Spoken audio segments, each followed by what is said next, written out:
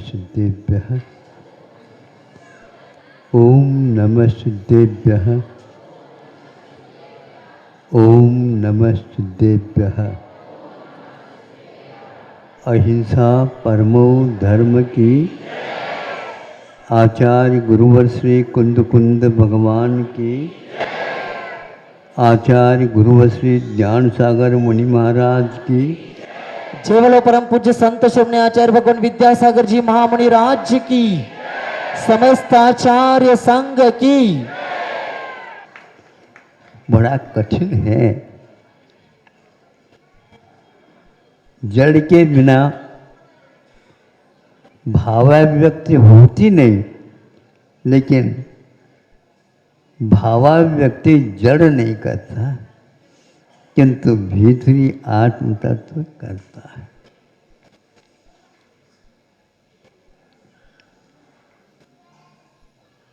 अपने यहाँ संगी और असंगी दो भेद पंचेंद्रियों के बताए हैं। एक वह जीव सुन रहा है,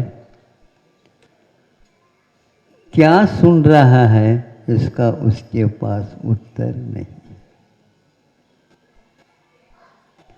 वो सुन तो रहा है, लेकिन क्या सुन रहा है ये उसके पास उत्तर नहीं। उत्तर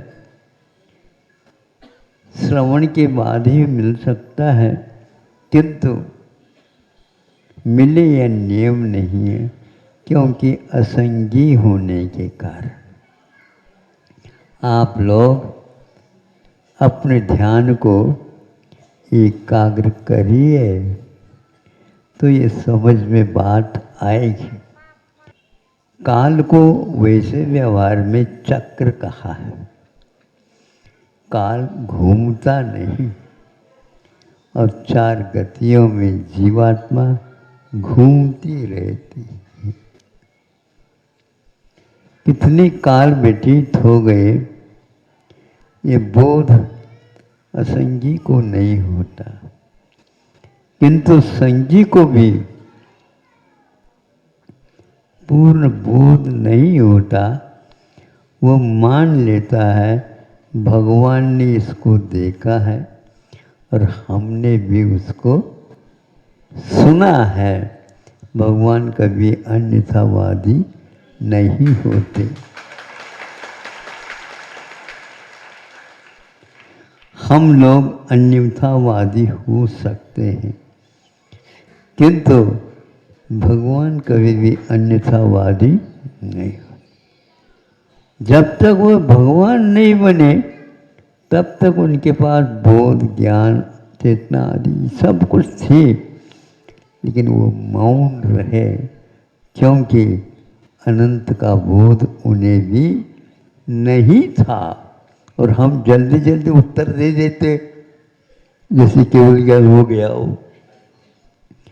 बहुत कठिन है, समझाने के लिए कहा जाता है, किंतु अंतर जगत में जो घटित हो रहा है उसका अपने को संवेदन हो सकता है, किंतु ज्ञान भी हो ये नियम नहीं है। संवेदन के साथ कुछ न कुछ तो किसी का तो होता होगा, हाँ होता है, वो अपना ही होता है। पराया संवेदन तीन काल में नहीं होता। ये बहुत एक विषय ऐसा गंभीर है, आप लोग अपने भीतर अनुभूत कर सकते हो। मैं उसका जानकार हो सकता हूँ और यहाँ तक कि कह सकता हूँ आगम के आधार पर भगवान भी जान सकते हैं, किंतु आप जो संवेदन कर रहे हैं उसका संवेदन उन्हें भी नहीं होता। यदि पर का संवेदन होने लग जाए, आप रो रहे हैं तो उनको भी रुलाना चाहते हो। वो कभी भी संवेदन में उसको नहीं लाते। संवेदन में लाने का अर्थ केवल अपने तक ही सीमित है। आत्मा का बोध शब्दों के द्वारा हो भी सकता हो, नहीं भी हो सकता है, किंतु शब्दों के बिना अपना अनुभव हो सकता है, इसमें कोई संदेह नहीं। शब्दानुच्चारणेपि, शब्द के उच्चारण किए बिना भी अर्थ से ज्ञानम वर्तते, अर्थ का ज्ञान हो सकता है, होता है। ये नियम नहीं है शब्द का बोध हो गया तो ज्ञान हो ही जाए। इसी प्रकार आत्मा के अनुमान के लिए उच्चारण करने की कोई आवश्यकता है, आचरण की आवश्यकता अवश्य है। हम उस आचरण की ओर कदम उठाए। ज्ञान बहुत बाहर रहता है, ये व्यवहार से कहा जाता है। निश्चय में केवल अपने को ही देखना होता है, संवेदन चूंकि अपना ही होता, पर का नहीं हो सकता। यदि पर का संवेदन हो जाए, केवली भगवान को अनंत दुख का भी अनुभव होना चाहिए, क्योंकि उसका संवेदन हमें भी कर सकते हैं। सहानुभूति तो होती महाराज हो, व्यवहार से होती, अनुभूति अपनी होती है, सहानुभूति पराई के साथ अभिव्यक्त की जाती है। ये एक लोक व्यवहार है। अब देखो एक प्रश्न हम आपके सामने चित्र दे रहे हैं, बहुत दिन पहले की बात है, लेकिन उसका चित्रण तो किया जा सकता। वो सर्कस की बात है और उसमें सामने कुछ ऐसे फलक लगे हुए थे और उसके सामने कपड़े का आवरण भी रखा गया था, और उस पक्षी को कहा, क्या कहा तो आपको मालूम नहीं।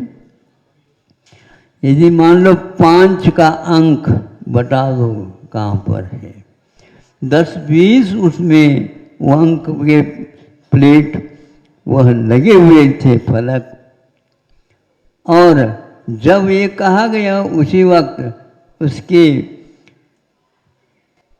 पलटा करके रख दिया गया, ताकि कपड़े को जब उठाएं तभी वह भीतर का अंक देखने में आएगा। उसने सुना 11 का अंक निकालो, तो वह उसके लिए 2-3 परिक्रमा लगाना पड़ता है, लगाता है, फिर जा कर के अपने चोंच से उसको पकड़ कर रखता है। वो पीछे बाजू को अंक था, सामने सबके सामने आ जाता है, लोग तालियां बज जाती, क्योंकि इसको अंक ज्ञान कहाँ किसने दिया हमें बताओ। कौन से विद्यालय में भर्ती कराया था उसको? नहीं, भर्ती करने से व्यवहार होता है, ज्ञान तो आत्मा का स्वभाव है। इस प्रकार 4-5 बार उसको दोहराया गया, वह ठीक ठीक ही निकालता रहा। उसके पास मन है, संख्या का बोध उसको हो रहा है, उसको ऐसा प्रशिक्षण दिया गया है, 1 से लेकर के 100 तक का अंक है। अब इसको 5 किसको बोलते हैं, 6 किसको बोलते हैं, सुन करके तो आप कह सकते हैं, लेकिन उसने 5 को सुना, 5 शब्द, और उस प्लेट के ऊपर जो लिखा हुआ था उसी को निकाल करके इस सभा में बैठी हुई एक भी जनता में से उठ से आरोप पटा दे। ये ज्ञान कहाँ से हासिल कर दिया उसने? ये संयोग सब माना जाता। इस क्षयोपशम के कारण हमने जो पूर्व में ज्ञानावरण आदि कर्म के बंद किया, उसके आवरण रहने से उसका बोध आज वर्तमान में नहीं हुआ। इस बोध को लेखने हुए हम कह सकते हैं 3 लोक में जानने योग्य तो बहुत है, ये पदार्थ जानने योग्य है, बहुत है, लेकिन आत्मा को प्राप्त करने के लिए 3 का बोध होना चाहिए, राग, द्वेष और मोह का अभाव।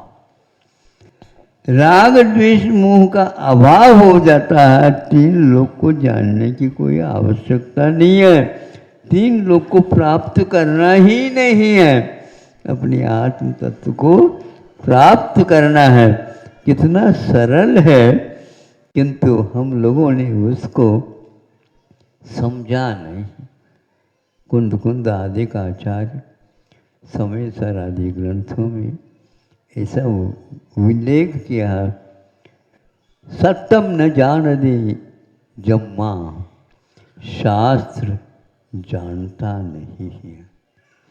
क्योंकि जानता इसलिए नहीं, सत्यम न जान दे किंची, कुछ भी वह शास्त्र को नहीं जानता, शास्त्र को नहीं जान सकता। ज्ञान का विषय जो बनेगा वही करेगा।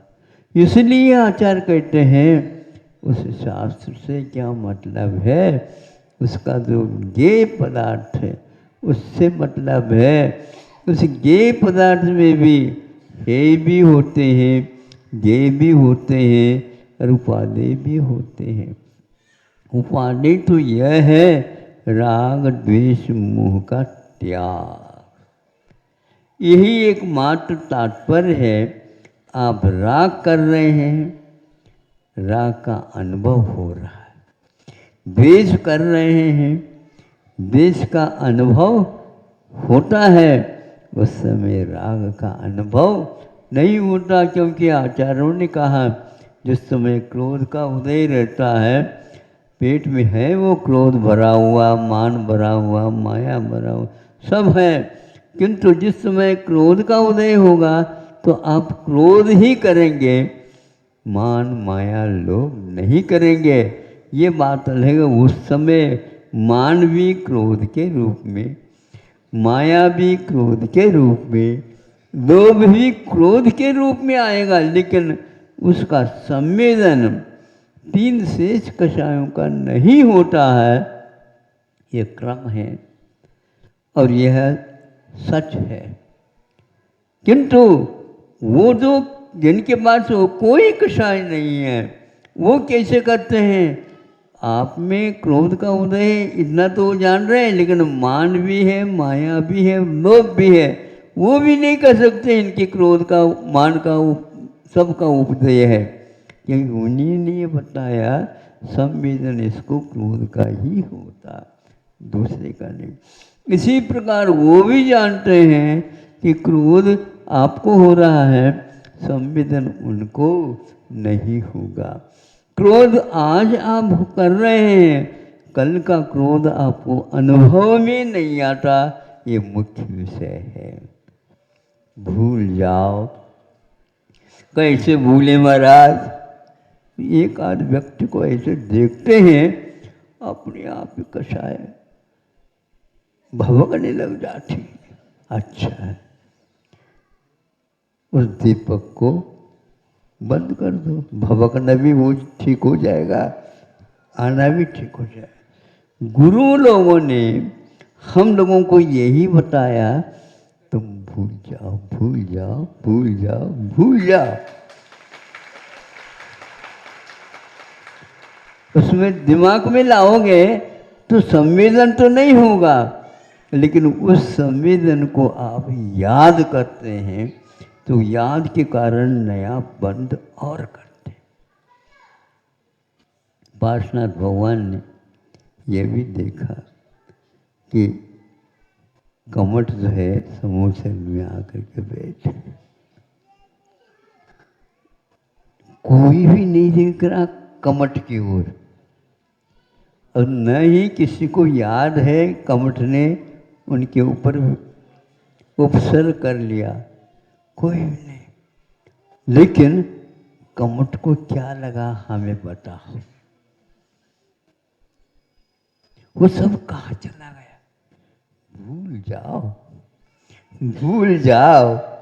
आप नहीं भी भूलना चाहते हैं तो भी वह आपका नहीं, उसका संवेदन आप करते नहीं।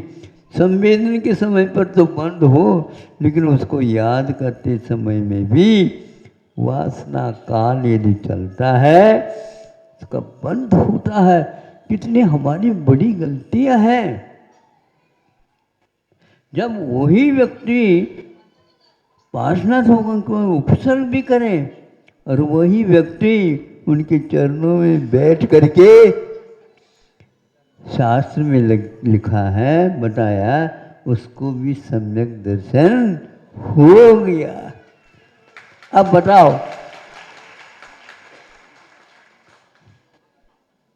जिसके साथ आपका कषाय वो शुद्ध भी बन सकता है आपसे पहले, हमें उसको पहले एक बार देखना। क्या देखना? ध्यान में देख लो, वह अब आपको प्राप्त नहीं होगा। और इसका ध्यान करेगा तो तुम्हें केवल ज्ञान होगा, नहीं है तो नहीं होगा।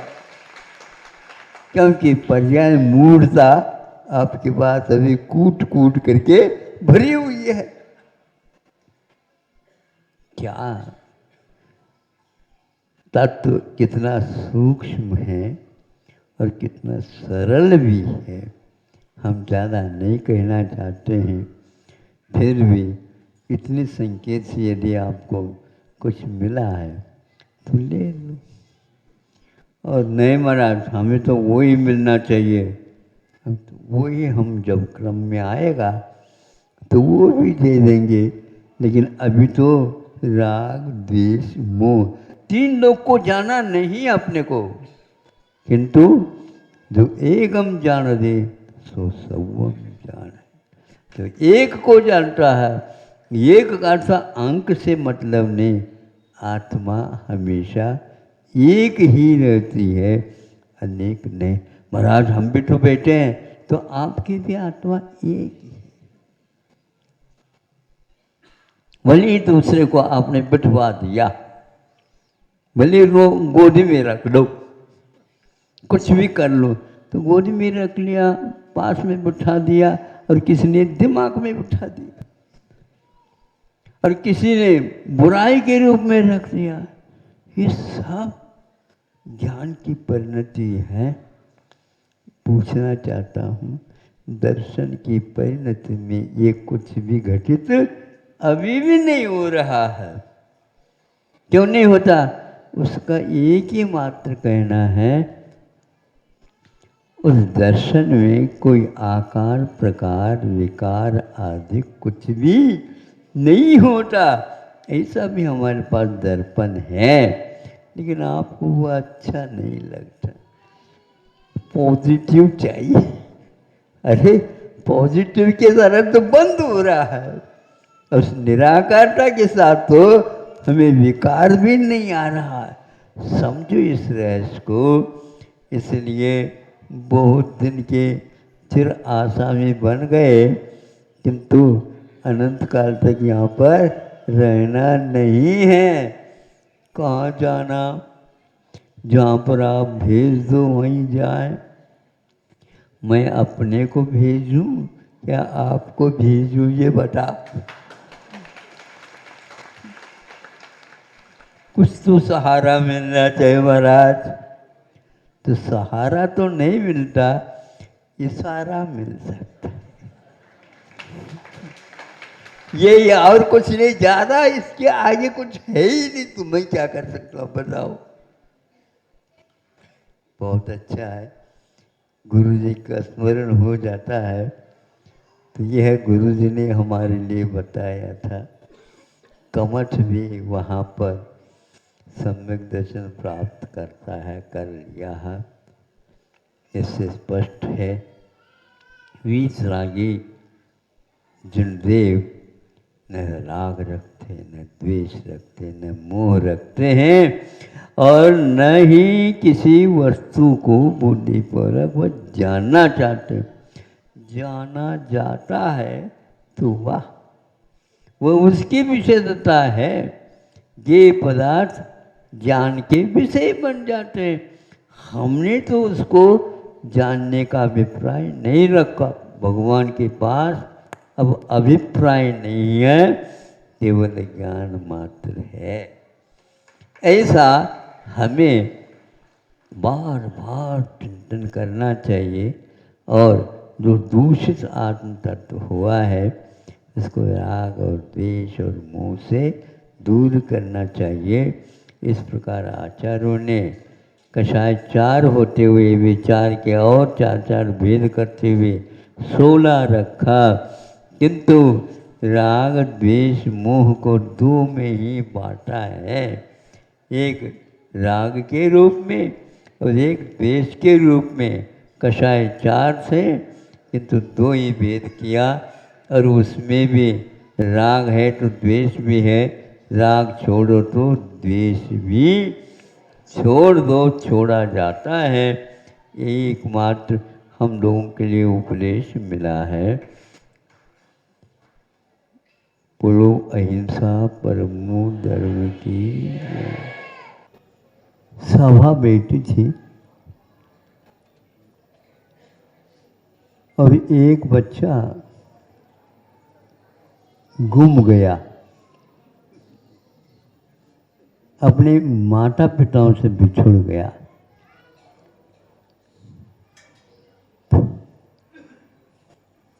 उसको पूछा गया,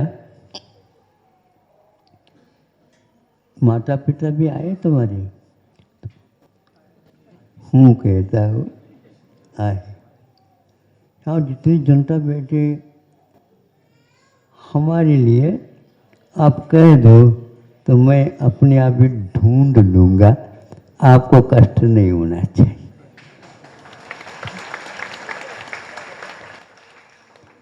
और महिलाओं के बीच में उसको छोड़ दिया गया। भिन्न भिन्न साड़ियाँ पहन करके बैठी महिलाएं,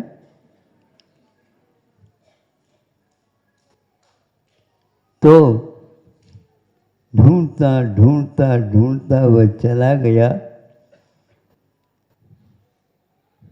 यही तुम्हारी माँ है? यही तुम्हारी माँ? तो तुम्हारी माँ कहाँ है?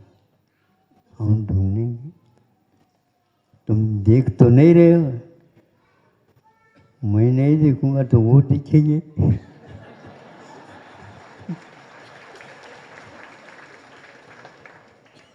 तो अभी तो कुछ दिख नहीं रहा, ठीक है। और वहीं पर जाकर के वह रोना प्रारंभ कर देता है, जहाँ पर उसकी सही जन्म देने वाली माँ बैठी थी।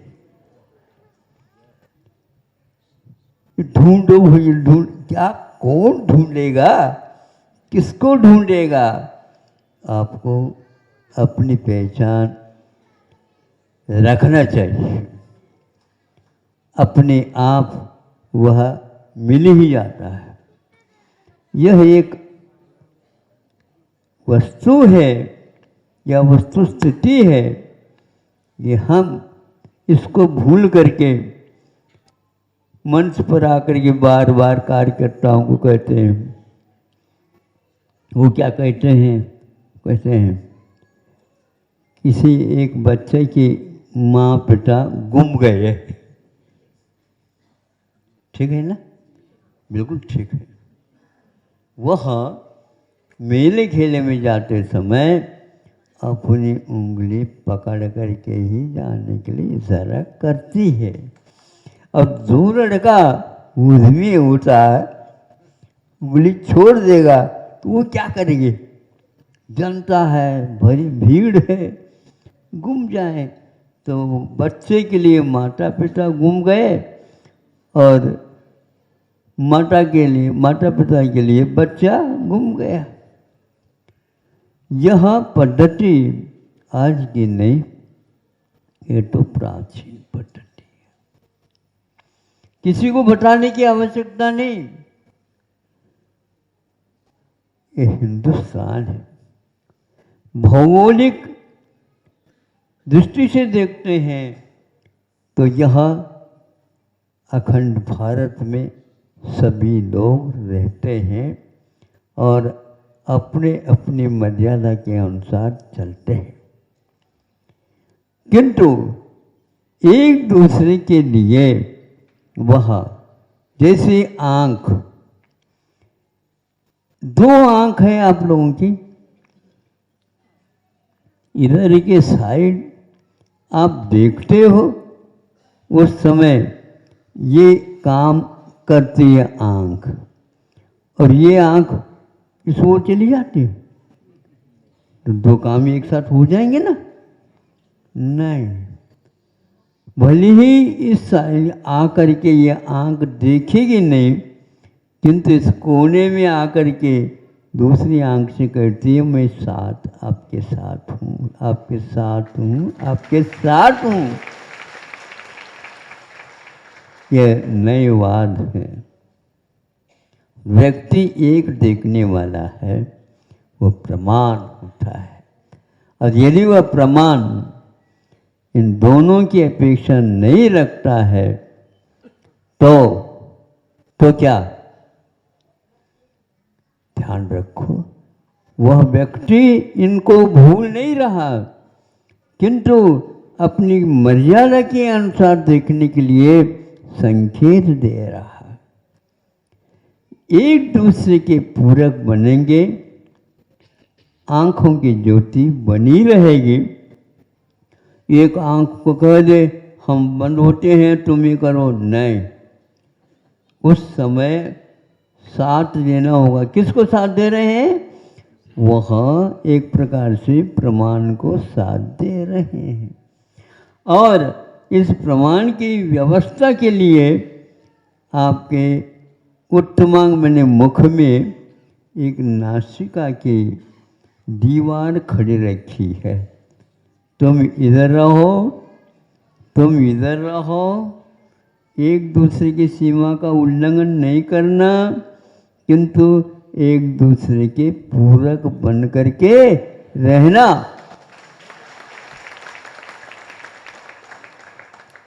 पूरक का अर्थ क्या हो महाराज? पूरक का अर्थ बहुत अलग है, लेकिन फिर भी हम बताना ये चाहेंगे। एक जंगल है, घना जंगल है, वहाँ पर कोई भी जाने के लिए तैयार नहीं है, किंतु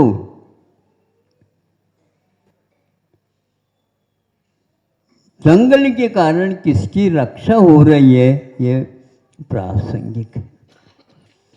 जंगल के कारण सिंह दहाड़ने वाला व्यक्ति किंतु बाहर आ नहीं सकता, वहीं पर रहता है, तो वह कोई भी व्यक्ति उसके शिकार नहीं कर सकता। यह हुआ जंगल के द्वारा सिंह की रक्षा। और जंगल में मन चाहे पेड़ को काट ले, कोई भी व्यक्ति जाता है, भीतर बैठा हुआ क्या कहता है, मैं यहाँ पर राजा हूँ, जल्दी जाओ बाहर, नहीं तो तुम्हें छोड़ा नहीं जाएगा। इसलिए उन लकड़हारों से अथवा कुल्हाड़ी से बचाने के लिए सिंह दहाड़ता है। इधर उस जंगल की भी रक्षा हो गई। सिंह को मालूम है मेरी रक्षा इस जंगल के द्वारा हो रही है। इसी प्रकार प्रत्येक व्यक्ति का यह कार्य है, एकता की ओर देखते रहे, एक दूसरे के पूरक बन के रहें। इसी में धर्म की और संस्कृति की रक्षा होने वाली है और हो रही है। अभी अपने को बहुत चलना है, अपने पैरों को तालीम के रूप में हमेशा हमेशा तैयारी में रखो। कुश्ती खेलना जब खेलेंगे, लेकिन अभी मैदान में नहीं है तो भीतर है, अखाड़े में है, तो तालीम करते जाओ। एक दूसरे के पूरक बन करके एक दूसरे की शक्ति को ऊपर बढ़ाने के लिए काम करते जाओ। इसको बोलते हैं पूरक बनो। हाँ वही तो कह रहे, पूरक बनो। सिंह से वन, सिंह वन से बचा है, सिंह वन से बचा है। जो अभी हमने 2 मिनट में कहा वही इन 3 पंक्तियों में है। इसलिए ये एक बात और कहना चाहूँगा, भारतवर्ष में समाज, अहिंसक समाज फैला हुआ है। देखने से ऐसा लगता है भारत छोटा है, लेकिन प्रत्येक व्यक्ति इससे कितने प्रभावित है और भावित है, ये जाना जाता है कि जहाँ कहीं भी यहाँ पर गए हम, पगडंडी से चले, राजमार्ग से चले, डांबर रोड से चले, कैसे भी चले, कहीं भी चले, देखो कैसे संस्कार है। जंगल में रहते हुए उसको पार कर रहे हैं, उस समय में भी कोई लकड़हारा अथवा और कोई व्यक्ति आता है तो हमने देखा परीक्षा की, उसने एकदम हमें देखते ही पैरों में से चप्पल को उतार दिया। क्या है ये? मतलब आदर सूचक है। एकदम आकर के तो वह नमस्ते तो नहीं कर पाएगा, लेकिन पहचानता है ये साधु है।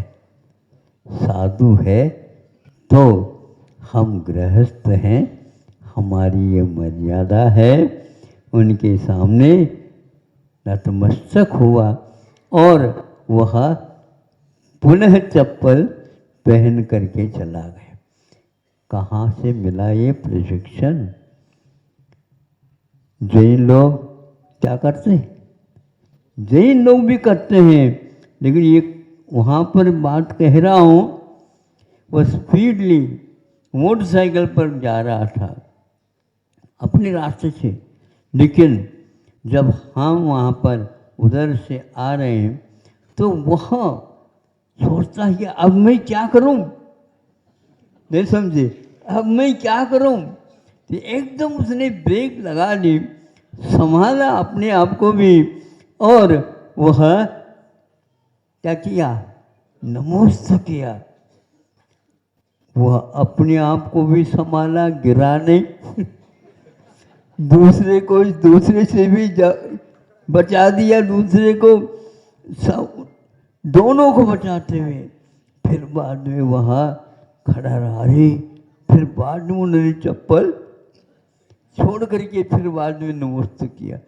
कई स्थानों पर, एक स्थान पर लोड गाड़ी आ रही थी और हम चल रहे थे, गर्मी का समय था, सिरपुर वालों को तो मालूम पड़ ही गया होगा, तो वह बहुत तीव्र गर्मी, तो उधर से एक लोड आई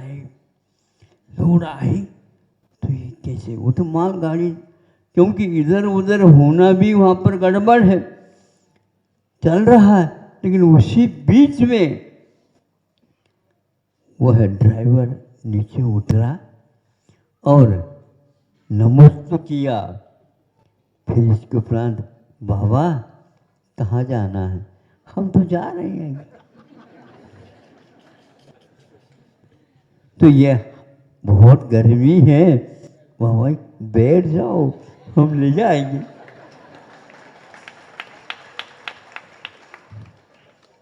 हमारे गाड़ी के सवारी का त्याग है, तो कहते ओह, हम जो रहे छाया में रहने की आदत वाले अपने पैरों को यह भी काम में ले रहे हैं और हम भी काम में ले रहे हैं। साधु जी, कुछ आप लेना चाहते हो तो एक दोना उठा करके दोना में पेड़ा आदि आदि नमकीन आदि आदि देना प्रारंभ कर दे। इतना तो ले लो हमारी सेवा को। अब हम क्या कहें, तुम शुद्धि बोलो, वो करो। हमने कहा इससे मन शुद्ध और किसी को हो नहीं सकता। उसने दोनों अति संगवान सौम्य भाग भी कर दिया, सम्मान भी कर दिया, अपने आप को बचा भी दिया। किससे प्रशिक्षण लिया था पता नहीं, न मुनि महाराज से लिया न और किसी से। और आप जो हैं महाराज, हमारी ओर भी तो देखा करो। अरे भैया, मैं किसी ओर देखा रहूं, आप कम से कम हमारी ओर देखा करो।